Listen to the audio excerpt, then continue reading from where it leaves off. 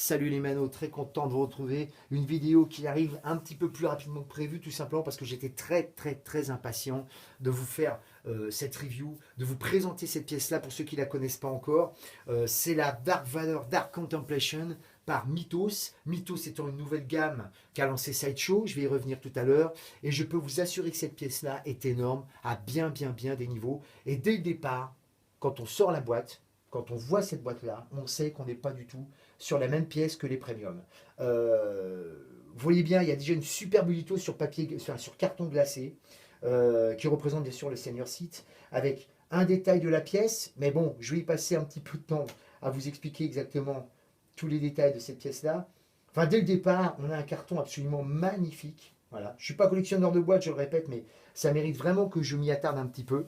C'est Max, bienvenue dans cette magnifique review. Alors oui, donc bienvenue sur cette vidéo. Regardez-moi un peu cette bête.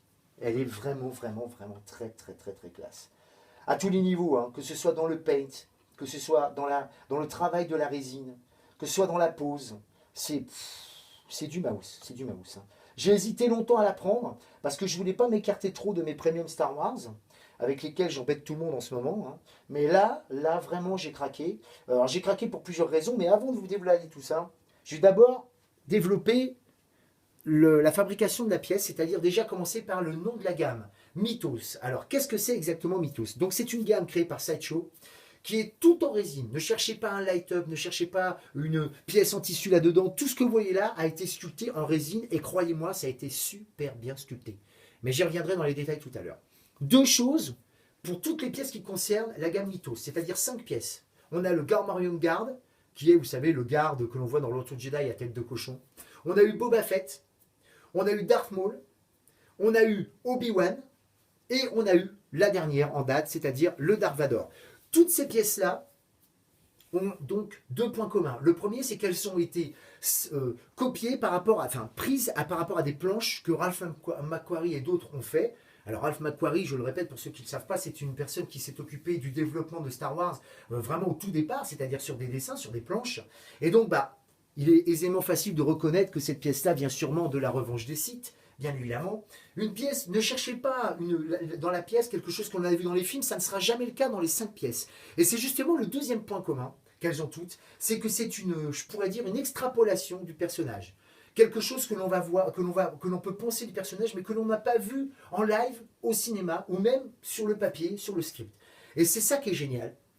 Parce qu'ils ont réussi, et ça arrive de temps en temps chez les fabricants, à capter le personnage dans un moment, dans un instant qui est vraiment exceptionnel. Alors là, on le voit en pose un peu à la Hamlet. Hein, je ne vais pas développer le classique de Shakespeare, mais enfin, vous comprenez bien que le personnage se pose des questions sur ce qu'il est devenu, au moins. C'est au moins comme ça que moi je l'interprète. C'est pas la seule pose qu'il peut y avoir, mais je vais y revenir tout à l'heure. Donc je le répète, toutes des pièces en résine, du socle jusqu'à la tête. Et je peux vous assurer que c'est extrêmement minutieux. Alors, selon les pièces, bien évidemment, il y a plus ou moins de détails, plus ou moins de grosseur, mais elles ont toutes à peu près la même taille. Alors, pour vous donner une idée de pièce, là, vous voyez comme ça, elle fait à peu près, avec le socle, j'entends, à peu près la taille d'une premium. Hein, c'est-à-dire à peu près entre, on va dire, 45 et 55 cm, à quelques centimètres près. Ça, c'est la première chose. La deuxième, elles sont en plusieurs pièces. Là, évidemment, vous avez plusieurs bras, plusieurs têtes, évidemment. Mais quelquefois, vous avez des fusils à mettre, vous avez un sac à dos pour le Obi-Wan, il y a beaucoup de choses à faire. Il y a un autre point commun qu'elles ont toutes, en tout cas pour les 4 premières pièces, pas pour celle-ci pour l'instant, c'est qu'elles sont toutes épuisées. Dès le départ, quand ces pièces-là sont sorties, ont été épuisées. C'est un peu, si vous voulez, pour moi, je vois ces pièces-là, c'est un peu comme si vous étiez fan de peinture et qu'un jour vous arriviez à acquérir la pièce ultime que vous voulez pour vous. Voilà, pour moi, c'est vraiment. Elle bat largement la premium. Je l'avais déjà dit d'ailleurs hein, sur la vidéo du premium de Dark Vador, qui ne remet pas en cause du tout la pièce telle qu'elle est. Hein, mais il y a tellement de travail dedans. C'est une masterpiece, quoi. C'est vraiment un chef-d'œuvre, quoi. On peut faire le tour de la pièce des dizaines de fois. On est effaré par le travail qui a été fait. Hein. C'est absolument exceptionnel. Alors là, je vous l'ai placé comme ça. Je vais faire une petite caméra embarquée et après je vous détaillerai les nombreuses pièces qu'il y a avec. Voilà. Vous voyez que je ne vous ai pas menti, hein. C'est vraiment absolument exceptionnel. Alors je vais être un petit peu gâché par le casque là, vu en devant, mais vous allez voir, regardez déjà le faciès.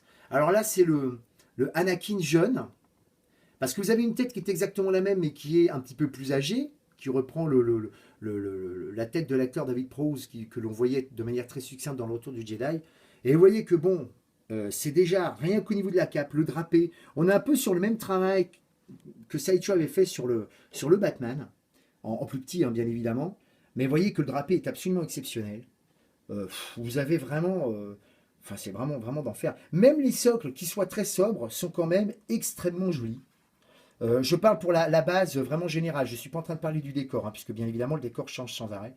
Mais vous voyez que là, je vais remonter déjà sur le personnage. Vous allez voir que là, c'est un multiple de détails. Même déjà, cette peinture orange, mais j'y reviendrai tout à l'heure. C'est vrai que ça a été nombre de questions et de désappointements pour certaines personnes, mais je vais y revenir, dont je le dis tout à l'heure. Le sabre, qui peut s'enlever, hein, qui n'a aucune fonction mécanique, mais qui peut s'enlever. Je vais l'enlever d'ailleurs pour vous montrer vraiment le détail. Regardez, non mais sérieux. C'est une toute petite pièce, vous voyez bien la taille de ma main. J'ai pas de grosse main, mais enfin quand même. Vous voyez que c'est vraiment, vraiment magnifique. J'essaie de le raccrocher très rapidement. Voilà. Vous voyez le détail de la ceinture, du costume. Je vais essayer de me rapprocher du personnage. Là, vous voyez. Ah, non, mais, putain, je suis sérieux. C'est vraiment, vraiment un travail chiadé. Même l'intérieur du casque, vous voyez. C'est vraiment... J'essaie de ne pas faire trop d'ombre. Vous voyez que je ne vous mens pas hein, quand même. J'essaie de faire un appoint, mais c'est pas facile. Vous voyez, c'est... Non, non, c'est à tomber par terre, quoi. À tomber par terre. Et tout a été vraiment bien calculé, quoi. Hein. Le orange, mais je vais y revenir tout à l'heure, la couleur du casque, les vêtements, les brûlures qu'il y a au niveau de la cape. Enfin, vous voyez que vraiment, on est sur un travail vraiment chiadé. Vraiment, volontairement travaillé à la résine. Et je répète, tout ça, c'est de la résine. Hein. C'est d'ailleurs pour ça que j'ai très longtemps frémi avant de recevoir la pièce. Parce que je me suis dit, elle va arriver cassée. Comme déjà, on a des premiums qui arrivent fracassés. Et ben là, pas du tout. Et étonnamment, il n'y a pas eu tellement de casses et de défauts sur cette pièce-là. Au démontage, comme à l'emballage. Donc, vraiment, voilà. Je vais revenir en arrière. Et je vais commencer à vous la mettre dans une autre pose pour vous détailler exactement les pièces qu'il y a en plus. Vendues avec cette fabuleuse statue. Voilà, je vous l'ai placé dans une pose beaucoup plus classique, où l'on voit très souvent le Dark Vador. C'est pas la pose que je préfère, il y a une autre pose que l'on peut faire. Hein. C'est aussi l'avantage de cette pièce-là, c'est qu'elle n'est pas statique dans la pose, elle est certes toujours sur le même socle, elle aura toujours cet aspect orangé de brûlure ou de flamme sur la cape, mais j'y reviendrai un peu tout à l'heure. Par contre, vous pouvez changer au niveau de la tête et des bras les certaines poses, et c'est vrai que, écoutez, c'est pas celle que je préfère, tout simplement parce que c'est une des poses que l'on voit le plus souvent quand on voit le Dark Vador sur certains éditeurs. L'autre me plaît beaucoup plus parce que elle représente vraiment le personnage tel que moi je l'interprète par rapport au Star Wars. Pas du tout dans la Revanche des Sith que j'ai revu il y a encore quelques jours pour vraiment me forger une idée que je n'avais pas, hein, parce que ça m'a encore conforté dans ce que je pense sur les 3 derniers films qui ont été faits. Mais c'est vraiment ça, c'est-à-dire la chute d'un personnage assez emblématique, assez extraordinaire d'ailleurs en fin de compte. C'est pas le seul, hein, bien évidemment, dans l'histoire du cinéma, mais bon, là, pour celui-ci, il y a certaines choses qui auraient pu être faites, qui auraient pu être dites, qui n'ont pas été faites et qui n'ont pas été dites. C'est bien dommage. Et donc je préfère vraiment cette pièce-là où vraiment il s'interroge sur ce qu'il est devenu. Moi, c'est comme ça que j'interprète la pièce. L'utilité aussi de cette pose-là, c'est de pouvoir m'aider à vous montrer le sculpte qui a été fait notamment sur les têtes du jeune Anakin et du vieux Anakin. Alors j'ai commencé par le jeune, un petit peu plus près, je vais vous faire un petit zoom, regardez un peu ce sculpte magnifique, un petit zoom, voilà, merci. Voilà, alors je ne vais pas vous dire qu'on reconnaît exactement l'acteur Hayden Christensen, mais on peut quand même reconnaître que la texture, bon les balafres c'est jamais très joli, mais enfin vous voyez même le casque, la partie du casque, la partie basse du casque, les yeux, les nuances de la peau, ce qui est extrêmement rare chez Sideshow, j'insiste bien, c'est vraiment très très rare hein, qu'on ait autant de travail sur le sculpte, il n'y a que chez Hot Toys que l'on voit ça, hein, parce que Hot Toys, même si j'ai quand même une aversion par rapport à la taille, on peut reconnaître quand même que le travail est extrêmement bien fait. Et je vais vous montrer le vieux, tout de suite, et vous allez voir qu'on est sur le même gauche de travail. Alors certains diront, bah, je vois pas trop la différence. Croyez-moi, quand on les a l'une à côté de l'autre, on voit bien la différence. Pareil, hein, donc on voit bien que quand même, bon, il est un peu plus ridé, mais toujours une texture magnifique. Le casque, toujours bien réussi. Toujours la partie basse. Et enfin, voilà, c'est un chef-d'œuvre, quoi. C'est un chef-d'œuvre. Alors rien que pour ces pièces-là, vous allez avoir ensuite, vous voyez, vous allez avoir ensuite, je vais refaire une petite mise au point. Vous allez avoir donc le deuxième bras que je vous montrerai tout à l'heure, le point vengeresque, j'ai envie de dire. Vous voyez, l'air de dire ça va chier. Voilà. Petite mise au point, s'il te plaît. Merci. Vous voyez, bon, il y a pas de, il y a un travail particulier, bien sûr, enfin assez extraordinaire dessus, mais c'est pas non plus une pièce extraordinaire à part entière, j'entends. Voilà. Et là, je vais vous remontrer un petit peu plus près. Mise au point, merci. Le fameux bras qui tient le casque. Et là encore, vous allez voir qu'il y a encore. Alors là, par contre, c'est encore. Je vous montrerai l'autre casque tout à l'heure, hein, beaucoup plus près. Vous allez voir la nuance de rouge, de brillant, parce qu'il y a le dôme qui est brillant, bien évidemment. À faire très attention. Hein. Alors là, ça brille beaucoup. Vous allez voir toutes les petits défauts, mais je peux vous assurer qu'il est nickel. Hein. Il n'y a pas de problème du tout. C'est simplement, vous voyez, je n'ai plus de gants, donc évidemment, j'ai dû marquer un petit peu le casque, mais croyez-moi, ça s'en va très rapidement. Les nuances de gris, de noir, voilà. Les pièces se changent, c'est un aimant, hein, donc c'est très très facile. J'ai juste moi eu un petit souci sur la tête du vieil Anakin, qui est un souci qui n'est pas très grave, hein, qui est que la tête ne tient pas forcément bien. Elle tient si vous voulez, mais elle n'est pas très très bien fixée. L'aimant n'est pas très très bien fixé.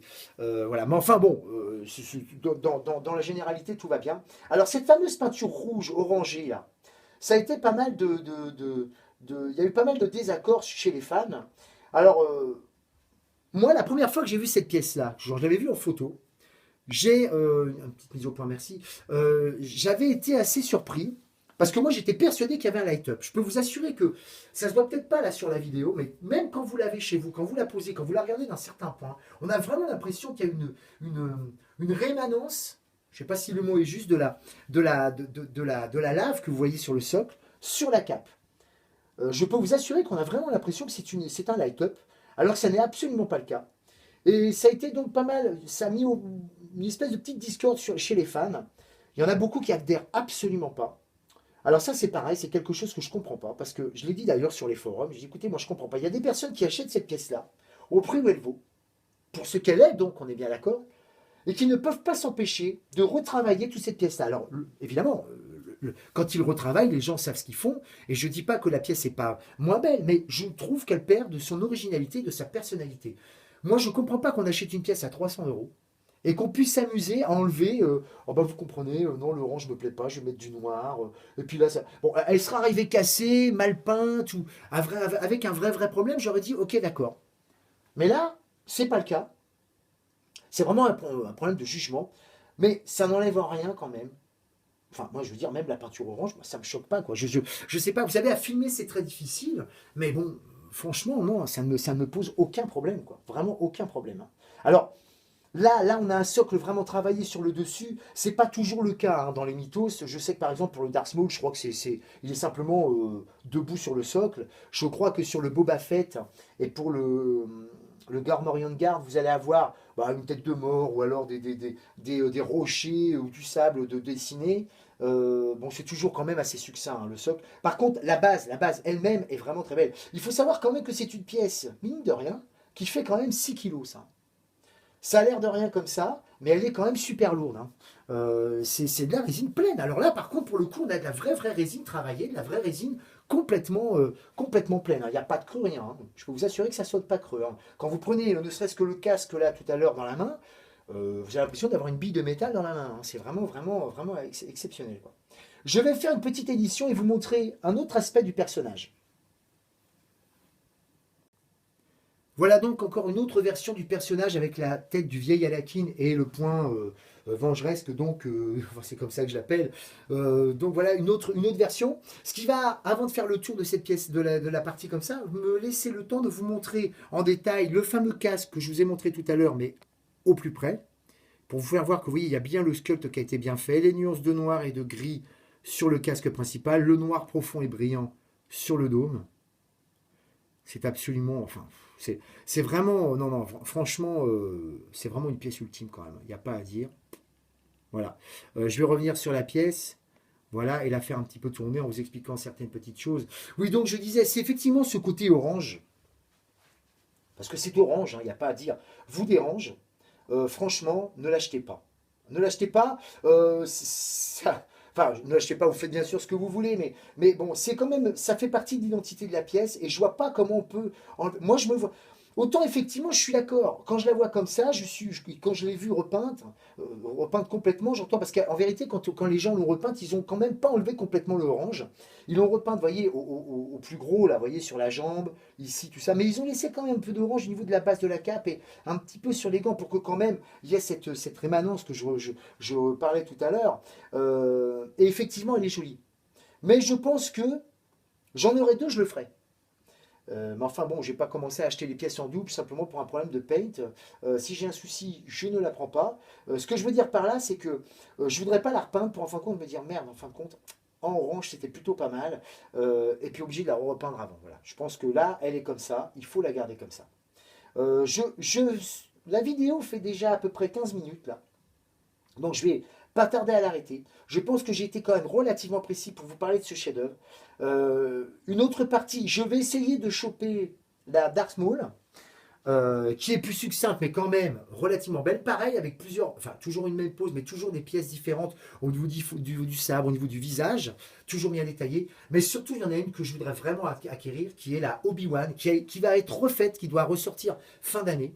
Alors je peux vous assurer que si celle-là ressort en fin d'année, attendez-vous à voir une vidéo, parce que la pièce là représente vraiment le personnage Obi-Wan tel que je le vois partir et tel qu'on aurait dû le voir, je pense, partir dans l'épisode 3 en ermite, avec son sac à dos sur le dos, son sabre dans la main, dans le désert, enfin vraiment une pièce absolument magistrale. Et je vais même aller plus loin, c'est même une pièce, parce que quand vous l'avez, vous avez pareil deux têtes, la tête du Obi-Wan vieux, Alec Guinness, que l'on voit dans l'épisode 4, et l'Obi-Wan un peu plus jeune, Ewan McGregor, que l'on voit dans l'épisode 1, 2, 3. Moi, j'aurais même rajouté une troisième tête, qui aurait été celle de Luke Skywalker, parce que c'est totalement comme ça que j'aurais voulu que le Retour du Jedi se termine, et pas dans une pseudo-fête avec les Gungans, comme on voit dans ce qui a été retouché dans le Retour du Jedi. Voilà, en ermite, c'est-à-dire que, un peu, j'ai envie de dire, pour faire un parallèle, un peu comme à la fin du Seigneur des Anneaux, ou rappelez-vous, quand le Seigneur des Anneaux, la dernière partie du film, du Retour du Roi, où beaucoup de gens avaient critiqué, avaient dit mais alors la fin, on ne sait pas quand ça se termine, elle est longue, tout ça, qu'elle n'était pas très joyeuse, tout ça, mais pourquoi elle n'est pas joyeuse? Parce que tout simplement, on ne se remet pas d'un voyage comme ça. Tout simplement. En fin de compte, c'est complètement cohérent. Et c'est exactement comme ça qu'aurait dû se terminer le Retour du Jedi. Certes, ils avaient battu l'Empire, mais bon, Luke a perdu quand même son père, il n'a pas pu le récupérer, ou en tout cas pas complètement. Voilà quoi, c'est vraiment comme ça que moi j'aurais voulu voir la fin du Retour du Jedi. Mais bon, je m'écarte un petit peu de la discussion. Ce que je veux dire par là, c'est que toutes les pièces qui ont été faites sont vraiment bien terminées. Je vais essayer, je vous dis, d'en récupérer quelques-unes.